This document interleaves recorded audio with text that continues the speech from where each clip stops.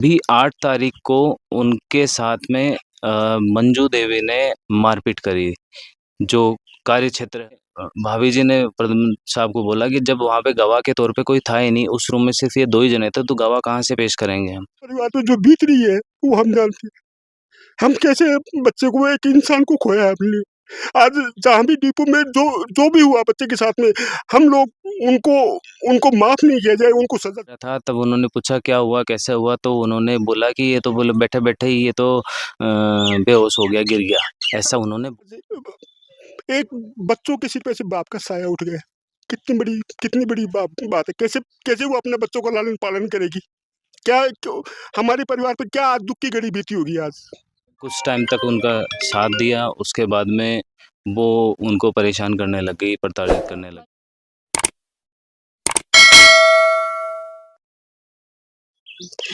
राम राम जी, मैं भावना और आपने खबर पर थारो बहुत बहुत स्वागत है। फिलहाल आप मौजूद हाँ बबाई में और 25 तारीख ने रोडवेज बस डिपो के अंदर सहायक सांख्यिक अधिकारी के साथ कुछ घटना घटित हुआ और भी के बाद में कुछ लोग बनने ऑटो में डाल के हॉस्पिटल पहुंचा दी के कुछ पूरा मामलो हो और बनने जब जयपुर एसएमएस पहुंचाया जाए है तब तक बनने डॉक्टर्स मृत घोषित कर दी। अभी आप परिवार के साथ मौजूद हैं क्योंकि संदेह है बिल्कुल बन की मौत पर बन रहे है क्योंकि जी हिसाब से सुबह हंसता खेलता ऑफिस गया हा, लेकिन जब बन की वाइफ टिफिन लेके बन तक पहुंचा बनने हॉस्पिटल पहुंचाया जा रहे हो कि कुछ पूरा मामला फजाना वीडियो ने शेयर कर देना है और लास्ट जरूर देखना है। शेयर ज्यादा से ज्यादा कर देना है ताकि प्रशासन कठोर से कठोर कार्रवाई है आरोपियों के खिलाफ कर पाओ। तो फिलहाल अपने साथ चेतन जी का पत्नी भी मौजूद हुई जो जी वक्त बनकर साथ था, लेकिन अभी की जो स्थिति है वह भी हालात में कोने की वह कुछ बयां कर पावे बता पावे कि के कुछ जी वक्त हो क्योंकि की हालात में भी ही आज ही अंतिम संस्कार चेतन जी को करो गए है।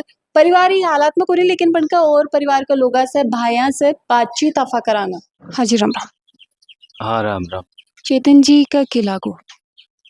चेतन मिश्रा का मैं छोटा भाई हूँ, मेरा नाम तनुज मिश्रा है और उन हमारे साथ जो घटना हुई है वो उस घटना के बारे में आपको बता देता हूँ। चेतन कुमार मिश्रा ने नवंबर 2022 में उनका ट्रांसफ़र हुआ था केतरी से झुंझुनू।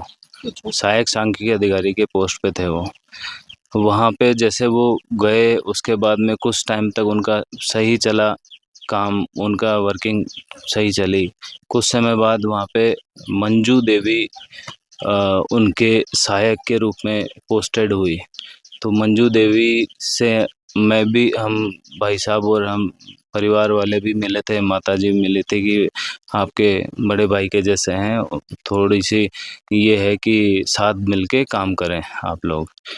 उन्होंने कुछ टाइम तक उनका साथ दिया, उसके बाद में वो उनको परेशान करने लग गई, प्रताड़ित करने लग गई मंजू थी। जी चेतन जी के बाद में पोस्टेड हुआ है कि भैया? मंजू जी उनके मतलब सहायक के रूप में काम कर रहे थे।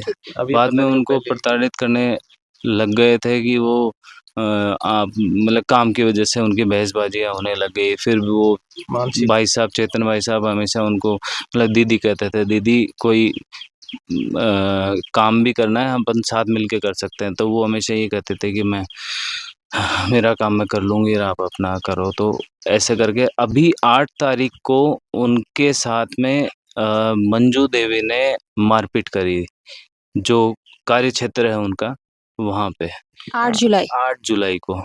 और 8 जुलाई को उन्होंने फिर एप्लीकेशन लिख के दी जो डिपो के चीफ मैनेजर हैं उनको।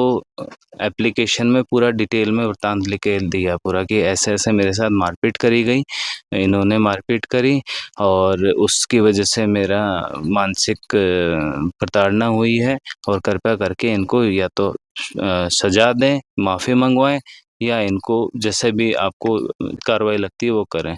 उसके बाद में चीफ मैनेजर साहब 3 या 4 दिन के लिए कहीं फ्लाइंग में ड्यूटी में चले गए थे, तो वहाँ थे नहीं। फिर उन्होंने वापस से लेटर दिया 23 तारीख को। तनुज मैं भी पहले एक बात और जानना चाहूँगी के बात पर यह बहस हुई ही, के बात पर मारपीट शुरू हुई? देखो मारपीट किस बात पे शुरू हुई उसका मुझे नहीं पता है। वो भाई साहब ने भाभी जी को ज़रूर बताया होगा, वो उनसे पता करेंगे जब भी आगे पता होगा, उनका मुझे नहीं पता किस बात पे हुई। पर उन्होंने 8 तारीख को घटना उनके साथ हुई, 15 तारीख को उन्होंने एप्लीकेशन दी थी। 23 जुलाई को वापस से मुख्य प्रबंधक ने उनको वापस से लेटर दिया कि आपके साथ जो मंजू देवी ने ये कृत्य किया है, प्रताड़ना करी है, उसके गवाह और सबूत आप पेश करें। तो 3 दिन की मोहलत दी, उसके अंदर 3 दिवस के अंदर आप जमा कराएं। तो तीसरा दिवस जो था वो परसों था, जो घटनाक्रम परसों हुआ। तो परसों सुबह भाभी जी और भाई साहब दोनों साथ ही गए थे, वहाँ मंदिर है, मंदिर में पूजा करने मंदिर में मिल गए थे प्रबंधक साहब। वहाँ पे उन्होंने भाभी जी ने प्रबंधक साहब को बोला कि जब वहाँ पे गवाह के तौर पे कोई था ही नहीं, उस रूम में सिर्फ ये 2 ही जने थे, तो गवाह कहाँ से पेश करेंगे हम? सिर्फ 2 ही लोग थे उस समय पे। तब प्रबंधक साहब ने कहा तो ठीक है, गवाह पेश करने की ज़रूरत नहीं है, मैं देखता हूँ इसको। उसके बाद वो 9:30 बजे वहाँ से चले गए थे। 9:30 बजे जाने के बाद वो चेतन मिश्रा अपने कक्ष में चले गए थे काम करने के लिए। उसके बाद क्या हुआ वहाँ पे हमें उसका नॉलेज नहीं है, पर जब वो 11 बजे टिफ़िन लेके आई भाभी जी, तब उनको वो टेम्पो में डाल रहे थे, बेहोश चेतन मिश्रा को। तभी बेहोश है। कौन-कौन हाँ जी का बनने टेम्पो में डाल रहा है? बन के भी कोई की वहाँ पहचान पे जैसा मेरे को मतलब भाभी जी ने उस टाइम बताया था, तो मुख्य प्रबंधक तो थे ही थे, उनके सहायक भी थे 3-4। अब वो नाम नहीं पता कौन-कौन थे वहाँ पे उनके साथ, पर वो फिर बीडी के अस्पताल लेके गए साथ में। बीडी के अस्पताल में वो करीब घंटा, 1.5 घंटा या शायद 2 घंटे तक उनको रखा और वहाँ पे क्या चेकअप किया, क्या टेस्ट किया, वो तो खैर डॉक्टर्स बताएँगे। और उन्होंने एसएमएस रेफर कर दिया। एक बात बताओ, जब बनकर धर्मपत्नी टिफिन लेके पहुंचे, वरना कोई सूचना दी ही कि या फिर वह खुद से ही टिफिन लेके भी वो गया? रोज ही जाती हैं, वो रोज का काम है उनका। रोज सुबह उनको छोड़ने मंदिर जाती हैं, मंदिर दर्शन करके दोनों वो अपने कमरे पे चले जाते हैं। भाभी जी रूम पे चले जाते हैं, वहाँ किराए पे रहते हैं ये लोग, कमरा किराया लेके, और वो अपने ऑफिस में चले जाते हैं और फिर वो टिफिन लेके बाद में जाती हैं। और वो ज़्यादातर उनके साथ बैठी रहती हैं कि भाई वो कुछ उनके साथ कहासुनी नहीं हो जाए, इसलिए वो अपने आप ही गई थी टिफिन लेके, किसी ने सूचना नहीं दी थी उनको। जब बनने ऑटो में डाल रहा है, बनकर धर्मपत्नी डिम्पल जी पूछे तो के जवाब मिलो कि के वन कोयो है, के कारण से बनना हॉस्पिटल ले जाया जाए? जब वो ऑटो में डाल रहा था तब उन्होंने पूछा क्या हुआ, कैसे हुआ, तो उन्होंने बोला कि ये तो बोले बैठे बैठे ही ये तो बेहोश हो गया, गिर गया, ऐसा उन्होंने बोला। पर जब एसएमएस रेफर करा, एसएमएस रेफर करके जब वो लोग शाम को पहुंचे, जैसे एसएमएस के अंदर गए, उन्होंने सीपीआर चालू किया। बोले ये तो बॉडी ठंडी पड़ी है, नीली हो रही है, इसमें तो कुछ भी नहीं है, आप तो ये तो या तो ये रास्ते में हो गए या फिर वहाँ से चालू हुए तभी हो गए, डेथ हो गई उनकी। तो उसमें फिर उसके बाद में जब पोस्टमार्टम हुआ, पोस्टमार्टम से पहले जब झुंझुनू की टीम गई है, पुलिस की टीम गई है, उन्होंने वहाँ पे बॉडी का पोस्टमार्टम से पहले उन्होंने चेक किया, तो उनके राइट कान के पीछे की तरफ सूजन आई हुई है और उनके जो के प्राइवेट पार्ट पे भी चोट के निशान मिले उनको। तो वो उन्होंने नोट करा है और बस सबूत के तौर पे कपड़े वगैरह लिए हैं, जो भी है। तो उनके साथ में झुंझुनू डिपो से मतलब आप रास्ते में भी अगर किसी का एक्सीडेंट हो जाता है, तो आप और मैं ये देखते हैं कि यार चलो इसको हॉस्पिटल तो पहुँचाएँ, अगर कहीं आगे रेफ़र करें तो इसका अच्छा इलाज करवाएँ कहीं भी। झुंझुनू डिपो से कोई भी एक भी सहायक भी साथ नहीं गया जयपुर कि भाई एक कर्मचारी तो साथ जाए उनके। उनके अधिकारी थे डिपो में, मन चेतन भाई साहब अधिकारी के पोस्ट पे थे। उनकी जिम्मेदारी बनती है कि कोई ना कोई तो साथ जाए। ये इतनी बड़ी उनके साथ दुर्घटना हुई है, जैसा भी उनके साथ हुआ है, एक आदमी भी डिपो में उनके साथ नहीं गया एम्बुलेंस में कि इसके साथ जाएं, वहाँ पे इलाज करवाएं या कोई दिक्कत हो रास्ते में तो उनको संभालें। उनके साथ ओनली मेरी भाभी, दोनों बच्चे उनके छोटे और मेरे बुआ के लड़के वहीं रहते हैं। उनको बुलाया गया स्पेशल कि किसी आदमी को आप भेजो, तब वो उनको एम्बुलेंस में भेजा है। डिपो से कोई भी आदमी साथ नहीं गया। ये मानवता का अच्छा। तनु जी, मंजू जी कठिया जी वक्त चेतन जी बेशुद्ध होगा? नहीं, उस टाइम पे मंजू जी कहाँ थे? ये क्या है कि मैंने भाभी जी से हल्की-फुल्की बातें पूछी थी, वो भी हो अभी उस जो रोडवेज डिपो है, बिका खंगालने की कोशिश कर रहा था। नहीं, हमने कोई कोशिश नहीं करी। हम इलाज करवाएँ, सीसीटीवी खोजेंगे। हम इलाज में लगे हुए हैं, अभी तक आपके सामने जस्ट दाह संस्कार करके आए हैं, तो हम कहाँ से सीसीटीवी देखने जाएँगे? अब वो पुलिस अपना काम करेगी।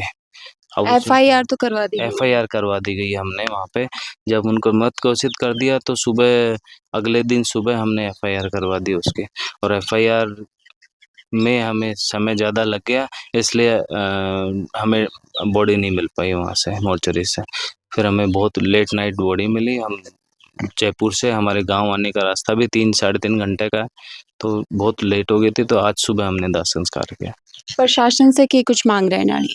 प्रशासन से हमारी मांग है, जो भी दोषी हैं उनको निलंबित किया जाए, उनको जेल करवाई जाए, और हमें न्याय मिलना चाहिए। उनकी मृत्यु में जो भी शामिल हैं उनको, उनके ऊपर कठोर से कठोर कार्रवाई होनी चाहिए, ये हमारी मांग।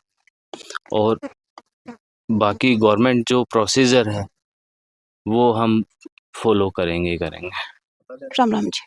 राम राम जी। चेतन जी का क्या लागू? मैं चेतन जी को चाचो लागू मैं, और आज हमारी इतनी दुख की घड़ी है, इसको हम विलोम भी नहीं कर सकते। आज हम इसको, आज मेरे जो परिवार पे जो बीत रही है वो हम जानते हैं। हम कैसे बच्चे को, एक इंसान को खोया है हमने। आज जहाँ भी डिपो में जो भी हुआ बच्चे के साथ में, हम लोग उनको माफ नहीं किया जाए, उनको सजा जरूर मिलनी चाहिए उनको। अंकल जी, दुख की घड़ी बहुत बड़ी है थार पर, लेकिन जो आरोपी ही जो दंड के लायक होगा, दंड है वो बिल्कुल मिलना चाहिए। दंडित, हाँ, जो दंड जरूर मिलना चाहिए उनको। आरोपी को दंडित जरूर किए, उनको दंड जरूर मिलना चाहिए उनको। अंकल जी, चेतन जी की कितनी की उम्र ही? चेतन जी की 40 साल थी। बच्चा कितने की उम्र का है चेतन? बच्चा बड़ो बच्चों है, 10 साल को है, छोटी बच्ची है। और ये समझो कि आज एक बच्चों के सिर पे से बाप का साया उठ गया। कितनी बड़ी बात है। कैसे वो अपने बच्चों का लालन पालन करेगी? हमारे परिवार पे क्या आज दुख की घड़ी बीती होगी आज। चेतन जी की पहले भगवान ने पहले उनके सिर पे से पिताजी का साया छीन लिया। आज जो नौकरी कर रहे हैं, आज जो मारपीट की है, भगवान पता नहीं हमारे साथ में क्या दुख की घड़ी है। तो मैं तो एक ही प्रार्थना करता हूँ कि जितनी भी उचित से उचित कार्रवाई हो वो कार्रवाई की जाए। बिल्कुल, अपराधी पर कठोर से कठोर कार्रवाई करी जाए, ताकि दोबारा इतनी हिम्मत है कोई और का साथ करने की ना कर पावे। के परिवार के लोगों को कहना है दुख भी बहुत बड़ो है, और जिस हिसाब से बनकी मौत हुई है, संदेह बिल्कुल परिवार जाहिर कर रहे हो। निष्पक्ष तरीके से पुलिस प्रशासन ने मामले की जांच करनी चाहिए, और जो भी दोषी मिले बिन कठोर से कठोर सजाए वह बिल्कुल देनी चाहिए। और थारो ही मामला में के मानना है तो मन कमेंट बॉक्स में जरूर से बताओगा। मिलांगा कोई अगला अपडेट में, तब तक के लिए राम राम।